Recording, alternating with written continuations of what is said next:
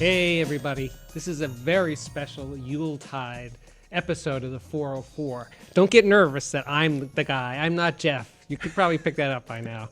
I'm here with Jeff and Justin, and we're going to talk about all their deep, dark secrets. All the stuff they've never talked about before. I didn't know it was like a deep, dark secret thing. No, because you're going to reveal things. I am going to be such a skilled interviewer. You're going to be saying stuff you never even thought about revealing to the world. Rock and roll. It's like I'm gonna just get into your brain and pull stuff out. And I hope you put it back. No, well, it might be a little messy. Right, you're gonna leave it. You gotta leave it the way you found it. Yeah, it's first of all, I gotta say this is such an honor. Is it really for me to be here and and nice be of you to sitting lie in this like that. chair, the Jeff chair.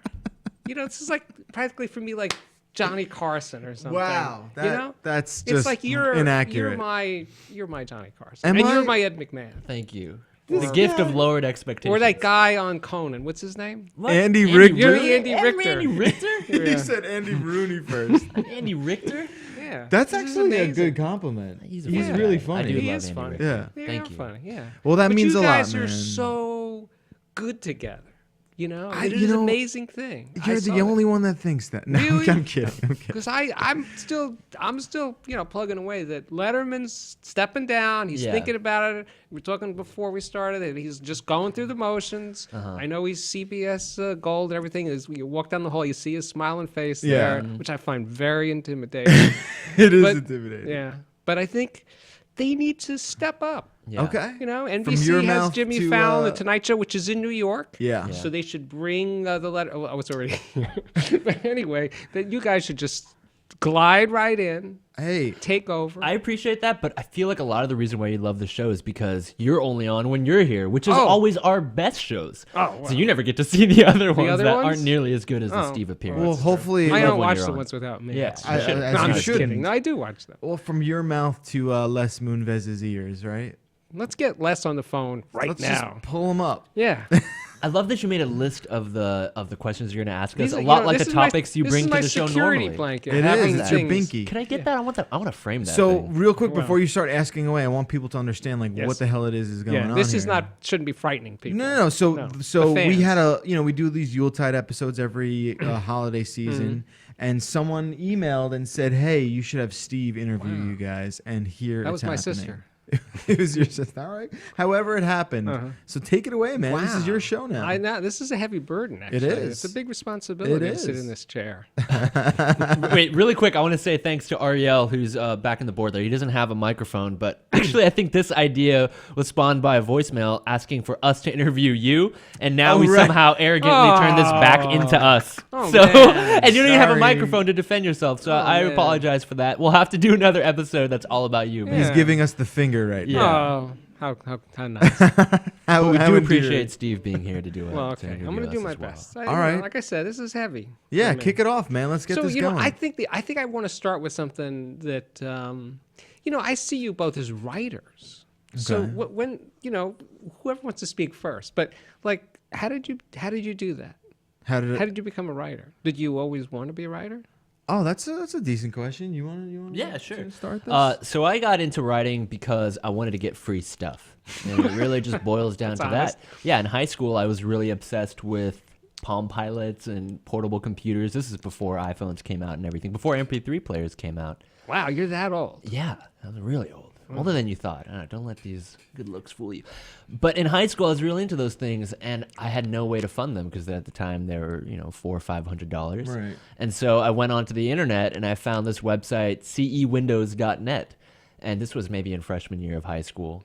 And they just did consumer reviews just like CNET. I couldn't work at CNET at the time because I was in Southern California. There's no office there.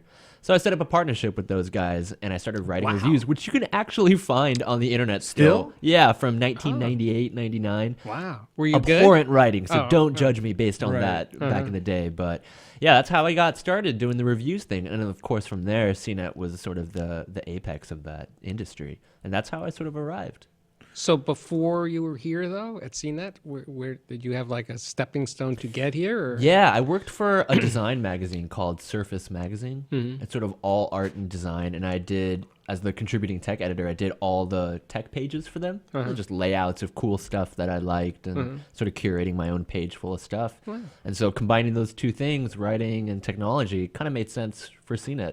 That's sort of how I came here. Wow. Interesting. Yeah. But before you did any like review or tech stuff, did you write short stories? Or Yeah, I had a bunch of zines in high school and college where I would do short stories or interview my friends or local bands, things like that.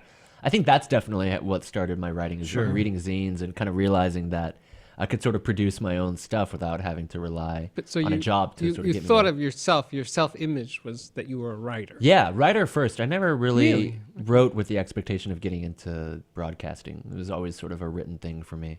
Kind of surprising that we're here now, because I never thought that was in the cards for me.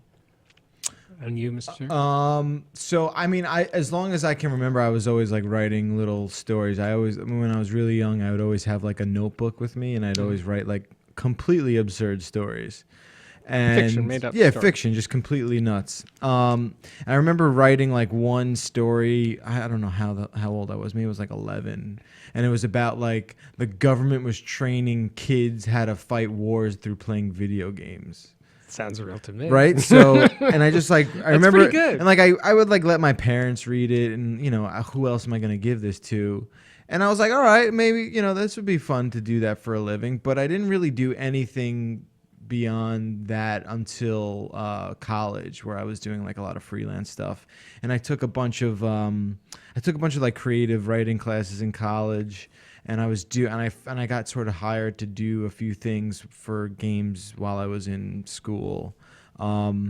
And yeah, I mean, you know, I've like written a few screenplays since then, and just sort of like messed around. But when you said games, you mean like games? Video games, yeah. So you were writing scripts? I was writing and about things? I was writing movie scripts, Uh-huh. because I really wanted to make movies Yeah, when I was younger. When I got to college, I was still doing that stuff, but I got work, paid work, writing like video game blogs while I was in college. And blogs are like very, very new when I was in school, and it was like sort of uncharted territory, and I was doing that for a little bit. And then after college, I kept doing that. I did a lot of production stuff, and I was just doing like, I was writing whenever I could. And I never really had like a blog of my own that I sort of like updated consistently. I would always sort of like go around and write, you know, stuff like that. And then I remember one day I wrote about when Mitch Hedberg died. It was this comedian, and that got picked up by like dozens of blogs. And I remember being like, whoa, I did this real quick. I should try and like make this work. I never thought that like you could make money doing it. I just thought it was like a recreational thing, or at least in my mind, I didn't see myself doing it as a profession. But you know, after the video game blog shut down, I sort of got directed towards CNET, and it was like a couple months of a review, sort of like interview process, and then here I am. A couple months for the interview It process? took a really long time to get hired at CNET. Really? It took me, my first interview was Valentine's Day of 2007, and that was before like weeks and weeks and weeks of like interviews over the phone. And I finally got to see, like, I met Falcone for the first time in February. Up until then, my relationship with him was over the phone. Yeah. So it basically took from like January, and like my first day was like early May. So it took like Wow. almost 5 months Wow, to get that's hired crazy. here. And because like, you know, and it still is, like, CNET is a very big deal, but looking from the outside in, when you have no sort of connection to the company, you're like, Jesus, this must be going through everyone. And Yeah. you know, like, I'm like, oh my God, I'm getting vetted from every angle. But yeah, and that's really how I started. I've always liked writing. To me, it's like, I don't know, I just like writing because I feel like, you know, being able to like arrange stuff for people to comprehend better than like stuff that I would read. To me, was like always the thing. Like I just always wanted people to understand what the hell I was thinking. Right? Is that? Do you ever get that like sort of vibe? Yeah, definitely. You know, Sort and of just explaining. and to maybe have it be a little entertaining. That's why the hell not? You want to hear a Oh, I funny think story so. about my interview process? So I had interned for CNET for a while, and then some time passed, and I had a few other jobs because they couldn't renew the contract for that internship. Yeah. And David Carnoy was the one who eventually called me up because they had kept my information on file. But when he called me, I was doing bike messenger work at the time in San Francisco. And he called in the middle of the day. It must have been 6 o'clock or his time when, there wasn't a lot of work to do. But it was 3 o'clock my time in California, and I was still on the job. I was riding my bike around and delivering packages.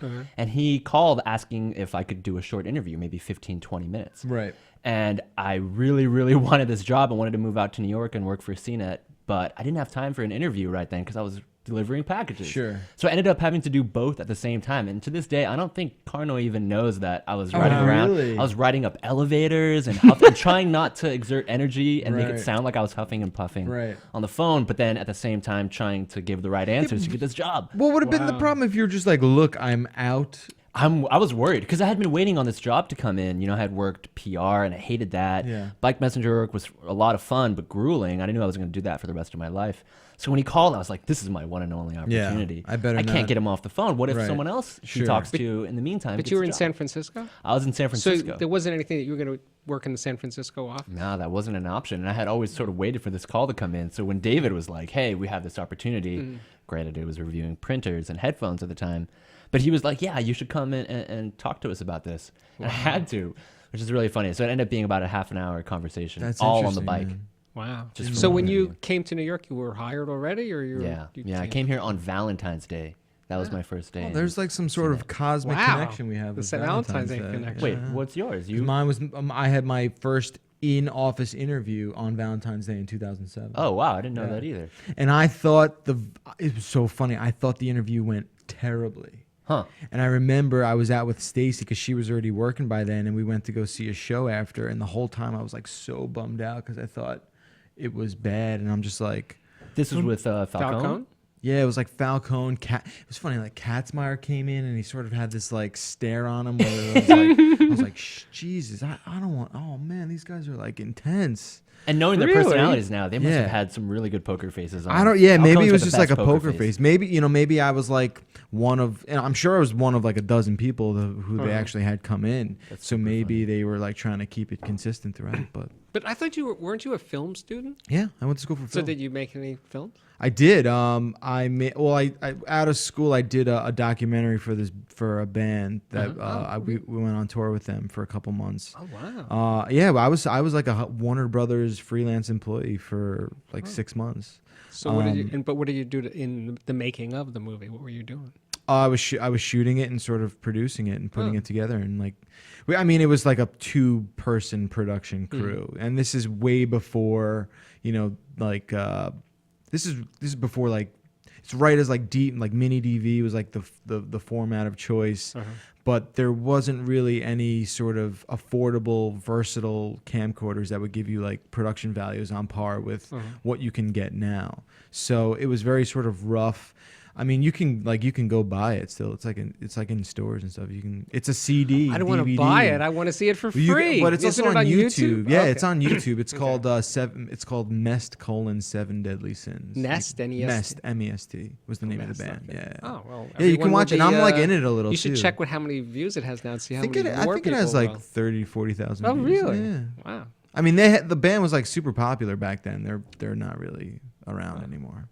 So, but was that sort of the dream that you were going to be a filmmaker of some? Yeah, I mean, I wanted to make movies, and I that's what my big thing was. Like, I didn't necessarily want to direct it. I just wanted to write them. I just want to write movies, and I've written a couple screenplays, and I was lucky enough to have one of them sort of like floating around, but with all that other crap, it's so shockingly impossible, to like make any headway.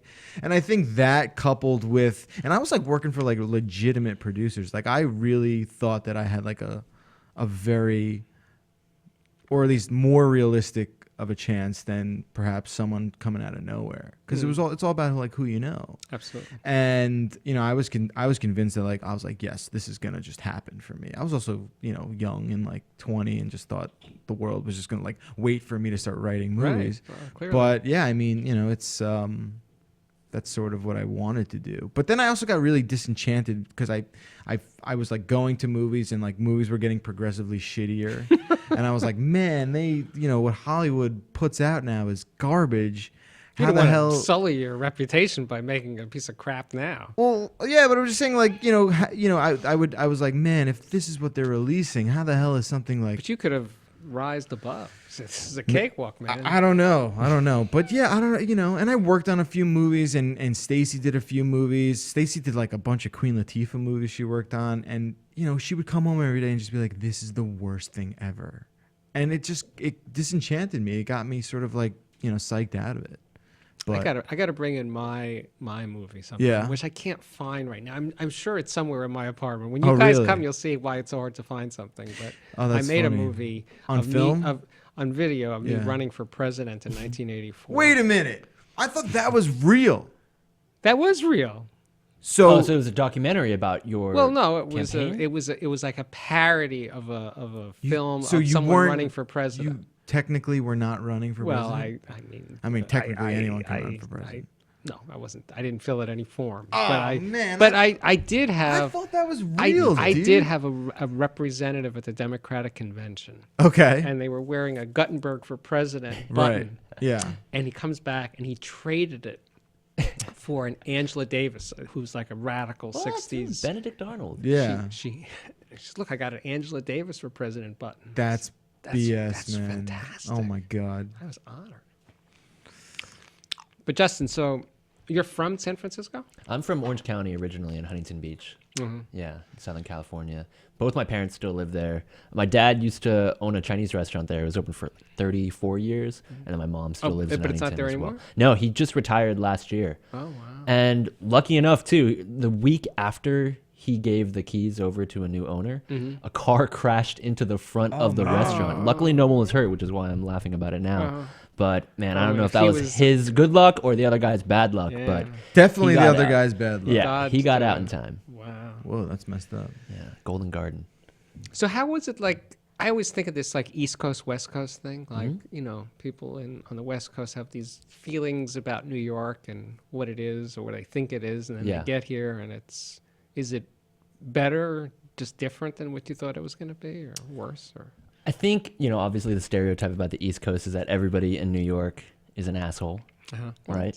But that's and not true. now that I've been here for 5 years, it's pretty much true. Oh. Yeah, I think it's true. But it's also, no one ever tells you that if you spend enough time in New York, you will become an asshole yourself. Only because there's so much going on. And I know Ariel sort of feels the same way too as a fellow California transplant, but everything just moves at a crazy pace out here. And, not a lot of people tell you that you're never going to have privacy. And that's something that I had to get used to. And yeah, it's definitely been an uphill battle, but Yeah, you I gotta know that fight if for I your wasn't space here. if I wasn't from here, I know that I would hate New York.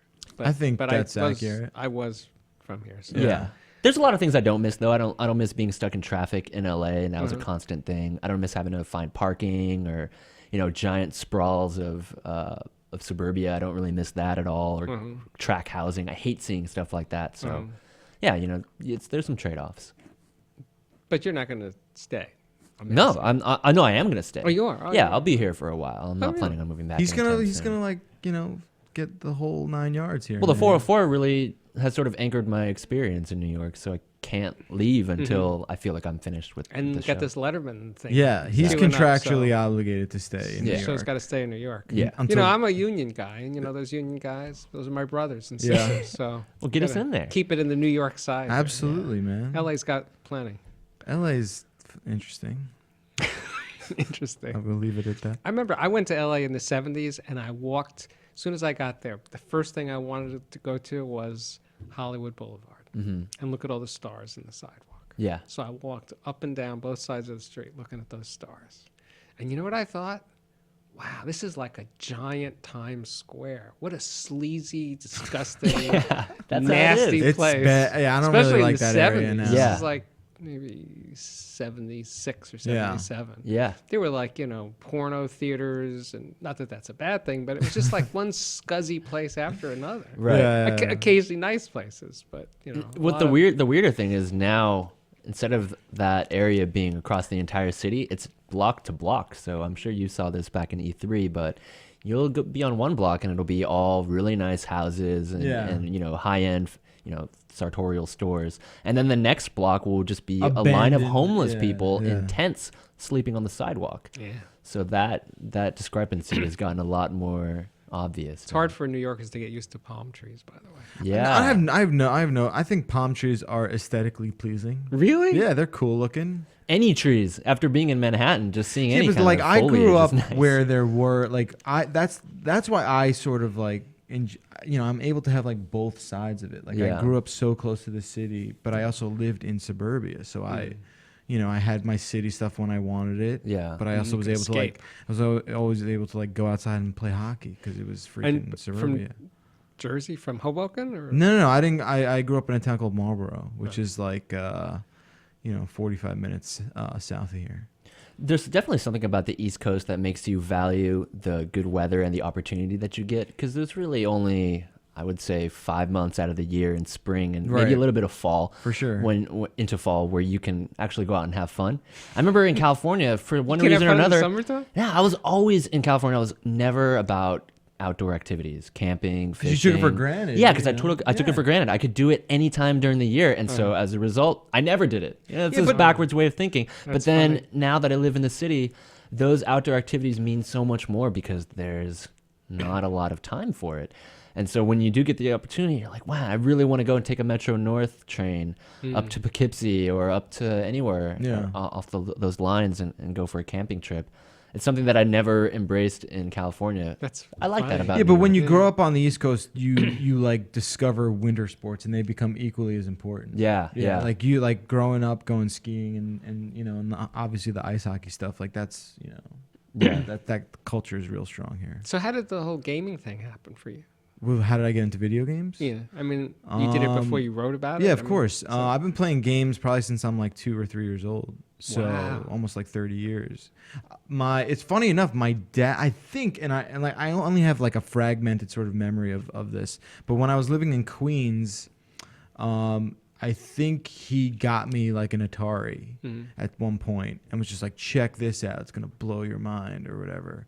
And I remember playing it and sort of being like underwhelmed by it. I definitely remember it being like, this is not as cool as something should be now. I just remember that. Maybe that's my... You had anticipation it was going to Well, be I don't know. this Like maybe that's amazing just thing. my impression now being forced upon, like my 3-4-year-old brain. But that's kind of how I remember it. But I say it's ironic because now he's completely detached from video games. He is a total Luddite. He's just completely, detached from all kinds of technology. He definitely like does not embrace it at all, and he kind of doesn't even understand like how massively popular and really good games are now. Well, the learning curve has gotten a lot worse. 100%, I remember for but, me, like- I love playing video games, but once you started having to aim and move at the same Right. time, that was when it But I'm stopped not even being fun talking for about me. that. Like I'm totally cool with understanding that. Yeah, he can't pick up the. I have friends our Yeah, I age can't that do just it. can't do it. I'm looking at one right now. Yeah. But like for him, I don't even think he realizes like how they're pretty much on par with movies now, and arguably more compelling. But when you were doing this film thing, Yeah. and that was your plan for a while, Yeah. you didn't see like games as I did. plan B? That No, I never thought. I feel like covering the aren't industry. games, as someone who never plays them, aren't they cinematic in their own way? So, Sure. Not always. I mean, But- I think a historian would make the argument that games were always telling a story. They just were so, sort of like in their infantile state that they couldn't. but they have characters, Right, and now you're right, and now I think even this year there were like 3 or 4 games that are better done, better production value than films. When you just right. when you call a spade a spade. But when I was really into like the movie thing, I I don't know, maybe it's just like we weren't there yet. It was like PlayStation 1 where like things they were there, 3D was there, but it wasn't really, I don't know, maybe I didn't just have the foresight to be like, you know what, this is probably where it's going. And I think a lot of that was because when I was in college, when we were in college, there was barely any sort of like take a video game course or do something like that. Like There really was none. there Really? really was, not where I went to school, and none of my friends took classes like that. But When now I there went to are. school, it was like I took Woody Allen courses in school. I took Woody Allen, the video game. Yeah, I took courses like film in the city and noir courses and like really understanding. Sounds like, more like the 70s. right. I mean, it kind of was like, you know, and everyone who listens to the show knows, like when I went to school, like the first year I was in school, the first film I did for that year was shot on a Bolex. It was cut and splicing. Like there was no, like sound and audio were two separate systems. Like now it's just not like that. By the time I had graduated, I was using Final Cut. So But do you think it was good that you had that as a I think as a it's definitely grounding good. to And I was shoot on? talking to my buddy Andy who works for GameSpot while I was out there shooting a video series last week, and he said like, "Dude, we are lucky that we got to see that." And I think he's right. Like it's cool to know where this all came from. But when you look at like practical applications for this time and age, it's just completely irrelevant. I Yeah. mean, it's like I get it. Like you should know where the history of film was, and you should know like how insanely tough it was to make a movie. You know, even 20. You know, it's still tough to make a movie. I'm not taking anything away, but like what really went into it, and like changing the film in the bag, and like loading you know, there's really It's not good a that lot you of had the experience. I think so. I think Very so. good. Yeah, for sure. Yeah. So do you think that there's like a post CNET part of your life where you get into the gaming industry in some form? Well, I don't know, man. Maybe. I have no idea. I don't really. I mean, because it still seems very much from the outside looking in that it's still very much in its ascendancy. It's not Yeah, like it's well, leveling. It's still I think got it's- a long way to go. I think it's definitely on the up, but it's also branching out in dozens of different directions. So where like 10 years ago you could think like, man, what's gonna be like video games in 20 years? Now it's like all the mobile sort of stuff needs to be taken into consideration, and I feel like that sort So of like where people are doing right, that sort of like throws this huge monkey wrench in the whole thing. That's I mean, like interesting. the more I've covered the industry, the more I've been like, man, I want to write a video game, and like I definitely That's of what I'm course saying. I know, Yeah, and yeah, I understand what that's what you're saying. But I think for right now, you know, I like what we're doing, sort of like analyzing it and reviewing it and commenting on this still budding industry. But yeah, I would love to do You think something you'd like write that. a book? I think maybe something like that. I do a lot of stuff with like comics too. You know, I've worked on a few of those. So By the way, I know this is an interview about you, but I'm actually thinking about doing a comic. a comic book or Well, a no, com- like to a- run on somebody's website. Oh, right on. And Like it's the way about what I do me. for CNET. Me as a, I guess like an anti-hero. Oh my God, I would read the hell out of that, wouldn't you? Yeah. Just And call I would it be the Sphere? protagonist? Yeah, I'm going to kill Just call people. it Sphere. No, I'm going to kill people with headphones. That's like choke them out with the wire. Well, I'm going to hit them in their head to pierce their skulls with headphones. Whoa. I'm not gonna lie, man. And- Kind of scared of you right now. Oh, good. Wait, so that you're way. going to have like sonic I'll projectiles? explain. I don't want to give it all away right Yeah, now. But anyway, all right. so Who's I've read drawing some this? magazines. I have a friend of mine Okay. who's good at this. Right. And we're working on it. So, It's like, just who I'm multiple selling it to. panels Yeah, or- multiple okay. panels. Yeah. Cool. So for the first time, Yeah. literally in 40 years, Yeah. I bought 2 comic books the Oh, other day. what'd you get? I got Action Action Comics. Comics Yeah. and Batman. The new 52. The new 52. Oh, which okay. right. So where are you It's a starting black at? cover. Yeah. Oh, so you're what is it? What do you know? Which I didn't issue read you it, started with? the one that's out right now. Okay.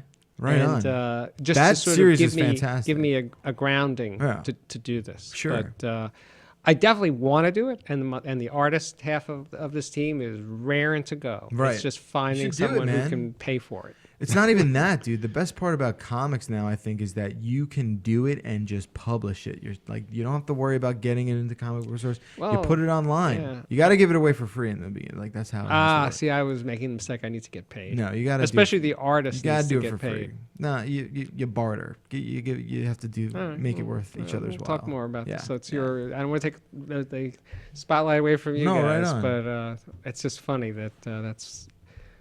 I would read that. Really I would want to read do that. this. Subscribe and pay. Definitely, I would read that. There's a lot to it. I love it. So and you, what are you gonna do? Yeah. What are you? What's gonna your do? post? What are you gonna do after we after get seeing fired? it? Yeah, see, this supposes that the 404 is not going to be a successful venture. No, Is that well, what we're... after the 404, I mean, I think and it's then clear like we've done something right. after Like, the we've- Late Show. Right. After the that Late run. Show Late episodes. after that run. Yeah, after that, it could turn into 20 years. Yeah. So, when you're in your 50s and stuff. I would love to do something with music.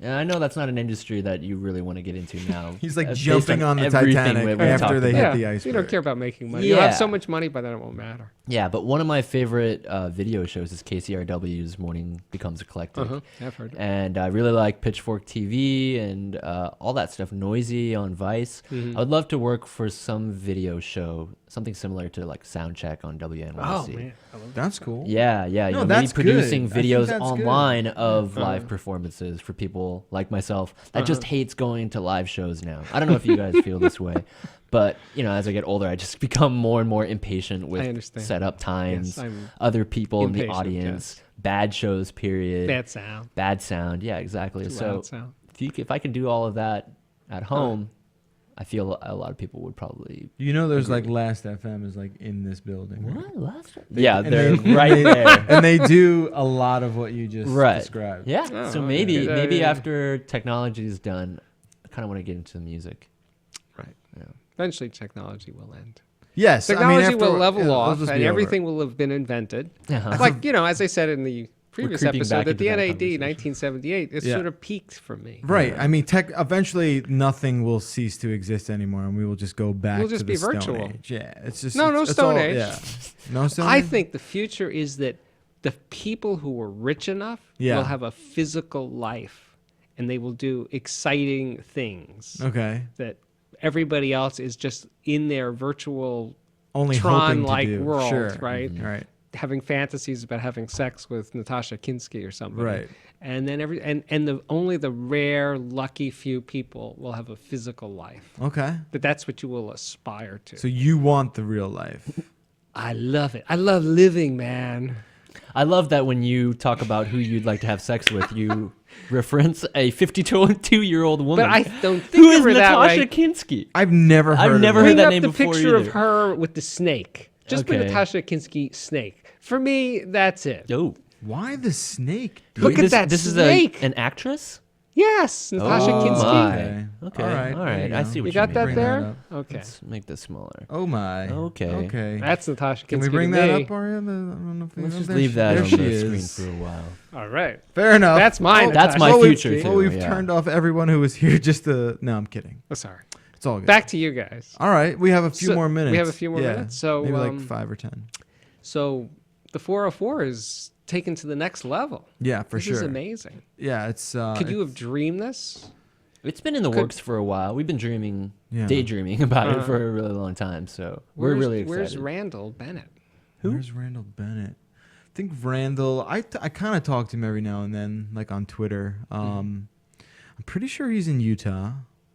He's doing well with his. I think he co-created a service that lets TV shows use Twitter feeds live on a broadcast, and I think he's having a fair amount of success with that. Oh. So that's So awesome. if he comes to New York, you should have him on. Yeah, I mean, I'm pretty sure he doesn't travel a lot. Okay. Just I kind of don't talk to him a lot. I just kind of like get what he's putting out and sort of form my own. It was conclusion. interesting. So when I was on the 404 with Randall, it was like maybe a month or two old at that point. The when show I on the was. first I brought you on that quick, huh? Yeah. No, I'm kidding. Yeah, Well, you were yeah. desperate for a guest. I guess so. It didn't work out, by the way. It didn't? No, I'm kidding.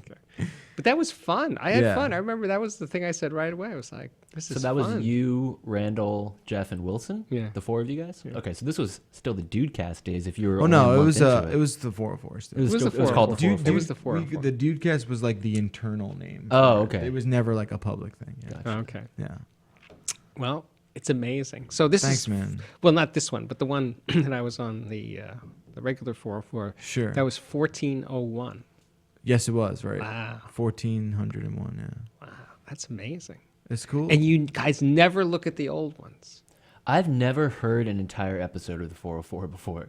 I mean, we That's vet the amazing episodes to me. for audio and fidelity issues, but aside from little snippets, there's That would not be a lot of reason for wild. either You of us gotta- to go back You and should. listen. You should just pick one. Yeah, you should. just I mean, watch that. I'm Have not you gonna. done that? I'm not gonna sit here and say I haven't listened to an episode. You need. To me, you need to hear. Like, I need to hear something that I don't remember. Yeah. Just because I want to know if I like it. So if I like it, then I'm happy. Right. And that's really, to me, like that's all I care about. So I'm not gonna sit here and say like, of course I don't download episodes and listen to them on the ride home. But I've definitely like just recently I went back and listened to the Marin episode because I never really did after it came okay, out. okay. And I was happy with it then. I was like, you know what, cool. We Yeah. did okay there. You get some distance from it. I think yeah, it's you funny need to do that. that for sure. like when somebody like rips me off in one of my reviews or something, Yeah. and I see it somewhere, and I say, "Oh, there's reviews. Oh, I wrote about that," and I start to read it. I realize it's me. Yeah. But it's like you can read something and it takes you because it was like 2 years ago. Sure. You're like, I wrote that? Is that what you do? Then you realize, oh, that's me. Right. I'm reading it as if someone else wrote it. Yeah. So I can. It's like the weirdest thing for To a detach writer yourself. Yeah. to detach yourself from your writing. But when enough time has elapsed, Yeah. and you just come upon it randomly with someone else's name as the writer, and then you're reading, you go, oh, I wrote this, and I've read it like 500 words, and now I understand that it's me. Yeah.